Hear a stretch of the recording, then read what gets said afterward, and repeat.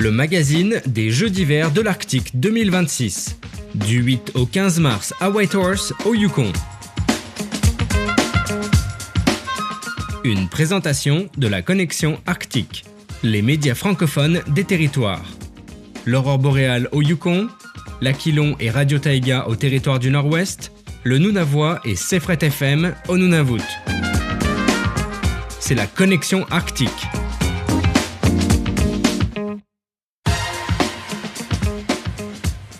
Bonsoir à toutes et à tous, nous vous parlons aujourd'hui en direct de Whitehorse où se déroule l'un des plus grands rendez-vous du Nord, les Jeux de l'Arctique 2026. Nous sommes déjà sur place pour vous faire vivre l'événement de l'intérieur avec l'ambiance. Ouais, je sais que vous entendez, c'est l'ambiance qui prévaut ici, les rencontres et les histoires qui font la richesse de ces Jeux. Aujourd'hui, nous vous présentons le deuxième numéro de Connexion Arctique, une émission qui vous rapproche des cultures, des talents et surtout de tout ce qui se passe dans ces Jeux à Whitehorse. Mesdames et messieurs, installez-vous confortablement, on part avec l'hymne des Jeux à Whitehorse et puis on se reparle juste après. Le magazine des Jeux d'hiver de l'Arctique 2026.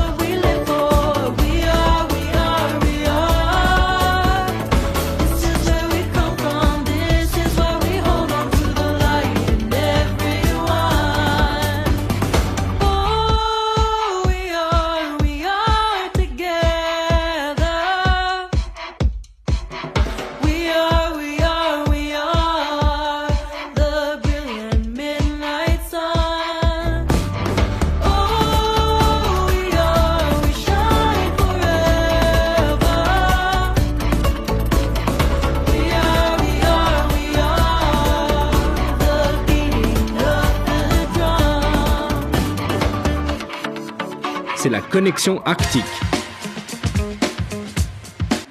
Merci pour votre fidélité à ce programme. Merci d'être sur la radio. Je rappelle que c'est une initiative de Connexion Arctique. Et aujourd'hui, nous avons le plaisir de recevoir un joueur de hockey qui est venu tout droit du Nunavut. Et il est venu représenter fièrement le Nunavut. Et il fait partie de cette nouvelle génération d'athlètes du Nord qui portent haut les couleurs de leur territoire. Alors, tu te présentes ?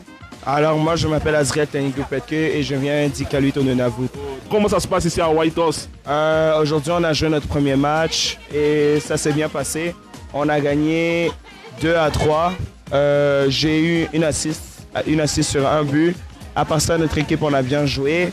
Depuis, tout s'est bien passé, on s'est bien étiré. Tout le monde est en forme et on joue encore. Je pense qu'on joue 2 matchs demain aussi. Okay, d'accord, parfait. Mais là, vous avez gagné face à qui? On a gagné face au territoire du Nord-Ouest. Ok, territoire du Nord-Ouest, ok. Et puis c'était facile ou bien c'était compliqué?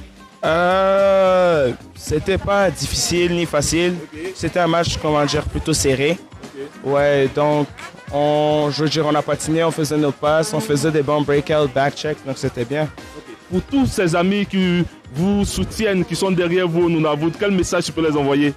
Je dis merci à tout le monde, merci à la famille, merci aux amis. Pour le support, même s'ils ne sont pas ici, on a d'autres qui sont même ici aussi. Donc ouais, on dit merci. Bonne chance pour la suite. Et puis le prochain match, c'est quand et c'est face à qui? Je ne suis pas sûr encore c'est face à qui, mais je sais que c'est demain, notre prochain match. Donc, le prochain match de l'équipe du Nunavut, c'est demain. Donc mesdames et messieurs, merci. C'était au micro Azriel Tenigou-Petke. Merci bien. Et puis bonne chance pour la suite. Le magazine des Jeux d'hiver de l'Arctique 2026. Merci de nous rejoindre pour ce deuxième numéro de Connexion Arctique. Aujourd'hui, nous sommes dans l'Arena Akini à Whitehorse où se déroule le match de hockey entre le Yukon et le Nunavut. Et je rappelle que c'est l'équipe des U18. Allez les amis, j'ai une surprise pour vous. Imaginez, devinez qui j'ai croisé ici dans cette arena. Ouais, c'est Angélique. Bonsoir Angélique. Allô. Comment ça va? Ça va bien. Allez, je rappelle que Angélique vit ici à Whitehorse, qu'elle suit les Jeux de l'Arctique 2026 et ces Jeux-là, justement, se déroulent dans sa ville. Alors, Angélique, dis-moi, comment se passe l'événement jusqu'à présent? C'est la deuxième journée, on peut sentir la fébrilité. J'ai assisté à certains sports hier et au volleyball et au hockey ce soir. Et les jeunes sont contents d'être là. Je pense le fait que on était censé les avoir en 2020. Ça a été annulé il y a une semaine des débuts des Jeux. Les gens l'attendaient, cette édition-là. Et les gens se promènent en ville avec leurs manteaux de bénévoles. On peut voir les différents manteaux des différentes équipes. Les gens se disent bonjour. Vraiment profitent de l'atmosphère du Yukon. En tout cas, la ville est vraiment chaleureuse. Tout à fait. On est fiers de dire qu'on accueille bien les gens ici. Et le Nunavut vient de compter. Allez, le Nunavut vient de marquer. Allez, on continue avec Angélique. Alors, Angélique, quelle est l'ambiance ici et comment la communauté vit-elle ces Jeux? L'ambiance est électrique. Les gens en parlent depuis longtemps d'accueillir les Jeux. Les gens sont fiers d'accueillir les athlètes. On voit, je crois qu'ils ont tous les bénévoles qui avaient besoin. Et les gens sont super contents. Oui, j'imagine. Angélique aussi est contente. Et puis moi aussi, je suis content. Oui, tout à fait. Et je dois dire, certains de ces jeunes-là, je les connais depuis qu'ils ont 4-5 ans, qui ont commencé au jouer au hockey avec les plus vieux. Donc, c'est le fun de les voir compétitionner, mais aussi avoir du plaisir. Est-ce que la mobilisation est aussi forte qu'auparavant? La mobilisation, je pense que oui. Et comme j'ai mentionné, le fait que ça fait depuis 2012 qu'il n'y a pas eu de Jeux d'hiver de l'Arctique au Yukon. On était censé l'avoir en 2020. On sait qu'est-ce qui s'est passé. Donc, ça fait longtemps que les gens l'attendent. Et on voit beaucoup, on entend beaucoup de commentaires de gens qui sont bénévoles ou qui sont dans l'équipe d'organisation, qui ont déjà participé aux Jeux. Donc, ils connaissent un peu l'impact que ça peut avoir sur un jeune de pas juste, performer sportivement, mais c'est les amitiés que tu fais, les liens que tu crées avec les gens. Selon toi, quelle est la plus-value de ces Jeux ici à Whitehorse sur la communauté ou même sur la population vivant à Whitehorse? Je crois que c'est vraiment les installations. Pour cette édition-ci, on n'a pas dû avoir à créer des choses, mais je crois le fait qu'on a des arénas, on a un centre des Jeux du Canada. L'impact est là, c'est que les plus jeunes voient, si je continue dans ce sport-là, moi aussi, un jour, je pourrais peut-être jouer aux Jeux de l'Arctique, puis me rendre plus loin, comme certains Yukonais qui se sont rendus aux Jeux olympiques. Donc, je pense que c'est cette idée-là de voir pour les plus jeunes, de voir que, c'est le but pour le Yukon. Et c'est bon but pour le Yukon, bravo. Mesdames et messieurs, c'est l'ambiance qui provoque ici, ne vous étonnez pas, nous sommes en direct et nous suivons les jeux en même temps que nous faisons l'interview avec Angélique. Donc je repasse la parole à Angélique. Oui, juste pour terminer, ben c'est ça, excusez, c'est quand même mon territoire. Ouais. Mais non, mais c'est ça, c'est l'impact des jeux, c'est l'impact d'être en forme, d'être en santé par le sport. Donc je pense que ça va laisser un bel impact pour le Yukon.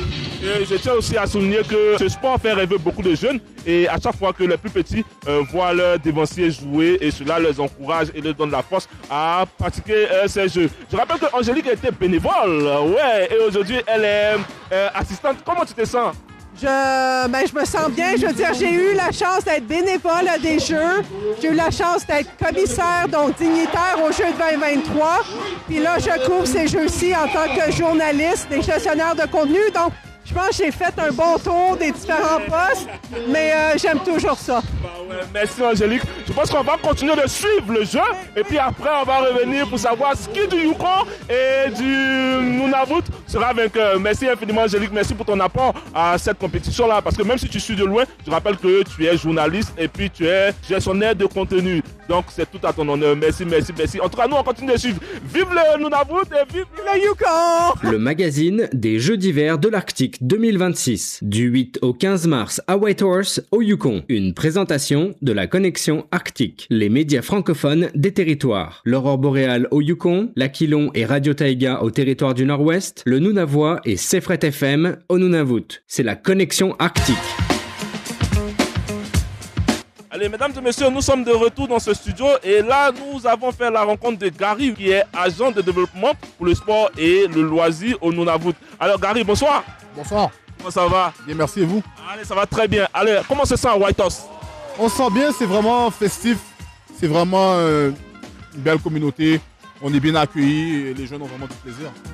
Gary, tu peux m'expliquer un peu ton rôle quand on parle d'agent de développement pour le sport et du loisir du Nunavut? C'est quoi? Ça consiste à faire quoi concrètement? Moi, mon dossier consiste vraiment à être avec les jeunes du Youth Ambassador Program. C'est un programme qui aide les jeunes pour le leadership et à comprendre un peu la vie, l'essence de la vie et d'où avancer. Donc, ils font des programmes, puis après ça, ils ont la chance de venir ici faire ce bénévolat et de parler de la communauté du Nunavut. Très bien. Alors, c'est pas trop épuisant, il ne te fatigue pas trop, ces jeunes-là? Ça va comme ci, comme ça. C'est le début de la semaine, fait qu'on va voir ce que ça va donner, mais on est vraiment excités d'être ici.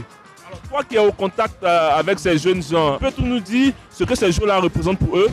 Pour certains, c'est vraiment, excusez-moi l'anglicisme, un life-changing. Ils n'ont pas la chance vraiment de sortir de leur communauté ou de faire des gros voyages de ce genre. Fait que pour eux, de venir ici puis de voir un événement de cette envergure, pour eux, c'est magique. Au-delà de la compétition, quel apprentissage ou quelle expérience ces jeunes peuvent-ils tirer de cet événement? Vraiment, je pense que c'est apprendre la culture des autres territoires, mais aussi de faire valoir la culture du Nunavut. Je pense que c'est quelque chose qu'ils sont vraiment fiers de pouvoir promouvoir. Donc pour eux, de venir ici puis de faire comprendre aux autres que le Nunavut existe puis que voici notre culture, c'est quelque chose pour eux qui est vraiment extraordinaire.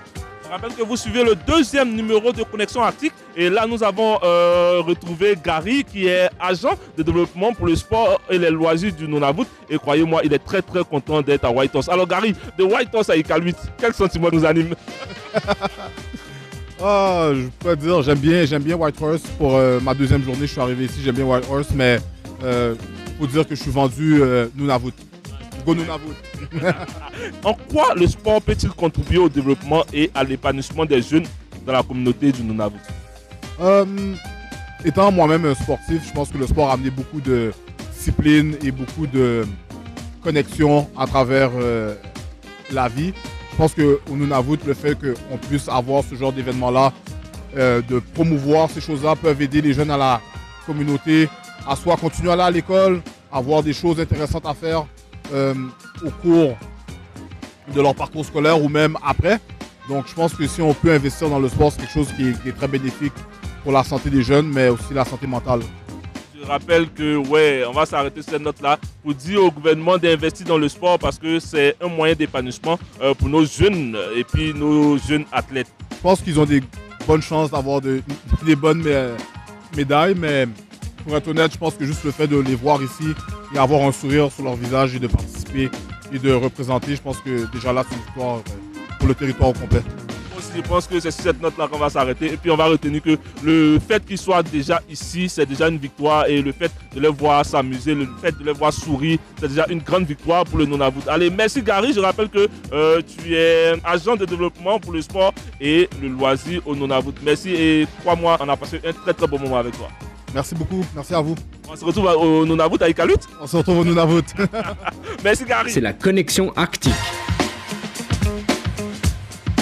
Allez, mesdames et messieurs, merci de suivre notre émission de Connexion Arctique. Je rappelle que nous sommes ici à Whitehorse et nous sommes prêts à donner les résultats de la première journée. Allez, sachez que les compétitions des Jeux de l'Arctique 2026 ont débuté à Whitehorse avec plusieurs matchs déjà disputés. En hockey masculin U18, les territoires du Nord-Ouest ont battu le Nunavut 8-1. En hockey féminin U19, l'Alberta du Nord s'est imposé 8-5 face au Nunavut. En basketball, les territoires du Nord-Ouest ont remporté un match spectaculaire 92-91 contre l'Alberta grâce à un panier marqué moins d'une seconde de la fin. Et voilà qui conclut notre émission aujourd'hui en direct de Whitehorse pour les Jeux de l'Arctique 2026. Merci à nos invités, à nos jeunes athlètes et à vous, chers auditeurs, pour votre fidélité. Nous espérons que vous avez apprécié ce premier aperçu des compétitions et des histoires qui font vivre l'Arctique. Rendez-vous demain à la même heure sur la même chaîne pour la suite des Jeux et encore plus de rencontres, de résultats et de belles découvertes. Allez, Stéphane Bleu face à son micro. Bonne soirée à toutes et à tous et rendez-vous demain pour un autre numéro de Connexion Arctique. Bye bye.